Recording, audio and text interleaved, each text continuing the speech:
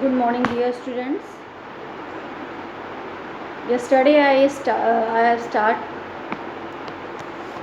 body movements, and today I will give human body and its movement. Today I will give human body and its movement.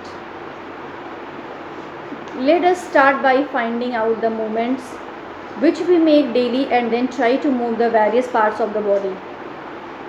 Through this activity we can find out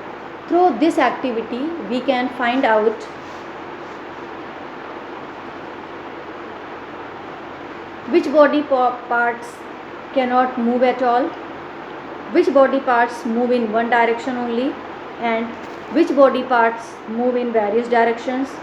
Now note down your observations in the following table. And table movements of different body parts. Head, how it is movable, or it moves, movable or immovable, or does not move at all. The important inference is that we are able to rotate or bend only in places where two parts of our body are joined together, like neck, shoulder, elbow.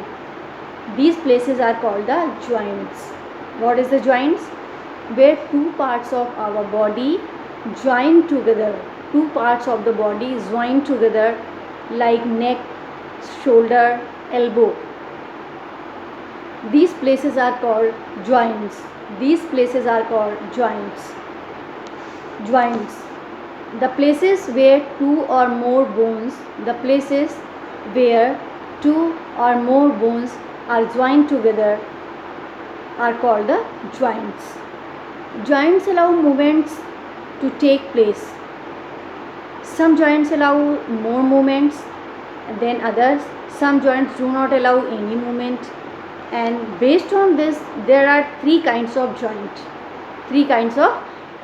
are there. First one is the immovable or fixed joints or fibrous joints. Immovable.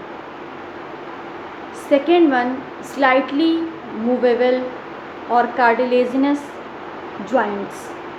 Third one, freely movable or perfect joints or synovial joints. What is the ligaments? The bones are held together at a joint by tough structures called the ligaments. Immovable joints. These joints allow no movement. For example, the bones of skull are interlocked with each other by their serrated margins called the sutures. And first one is the immovable joints. These joints allow no movement. For example, the bones of skull are interlocked with each other by their serrated margins called sutures. Joints in tooth sockets also of this type. Similarly, when you open your mouth wide, you can move your lower jaw away from your head, but what happens when you try to move your upper jaw? You cannot move your upper jaw. This is a fixed joint between the upper jaw and the rest of the body. So page number 87, it is given immovable joints given, slightly movable joints given, and section of a typical freely movable joints, ball and socket hip joints. Now second one is the slightly movable joints. What is the slightly movable joints? In these joints, a pad of flexible cartilage is present between the bones, which makes slight movements possible. Such joints are present between adjacent vertebrae in the backbone. Now freely movable joints. These joints allow free movement of bones in various directions. Such joints are formed by the contact of articular surfaces of the adjoining bones which are covered with thin layer of cartilage. A small space is left in between the two bones. The cavity is called the joint cavity or the synovial cavity. Synovial cavity is lined with a thin synovial membrane. Thin synovial membrane. And freely movable joints are of three types. Freely movable joints are of three types: ball and socket joint, hinge joint, pivot joint. Freely movable joints are of three types: ball and socket, hinge, pivot. All movable joints have a similar structure. Ball and socket joint. In this joint, the rounded head, like a ball, of one bone fits into a cup-shaped cavity formed by the other bone. This allows movement in all directions. Ball and socket joints, it allows movement in all directions. For example, you can move your shoulder and hip in all directions. You can move your shoulder and hip in all directions, and this is called the ball and socket joints. Hinge joints. Second one is the hinge joints. The hinge joints allow the movements only in one direction, back and forth movement. Back and forth. Like those of a door of a lid of a box, it will just like hinge of a hinge movement. Just like example, knee joints, wrist joint and forearm and the wrist are examples of this type of joints. Pivot joint.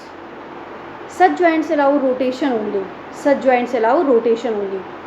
Pivot joint occurs where our neck joins the head. It allows the head to move backward and forward and turn the head to our right or left. The head rotates over a cylindrical bone of the neck. Types of joints. Joint, fixed joint, where found in body, skull and pelvis. Type of movement, no movement. Slightly movable, backbone, slight movement.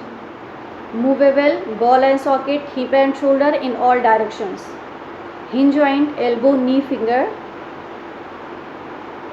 in only one place, like the hinge of a door.